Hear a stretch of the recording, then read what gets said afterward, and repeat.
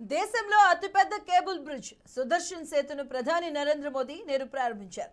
గుజరాత్లోని ద్వారకాలో ఈ వంతెన ఉంది. ఇక బైట్ ద్వీపాన్ని ఓక్రా పోర్టుతో కలుపుతూ 979 కోట్ల రూపాయలతో దీన్ని నిర్మించారు.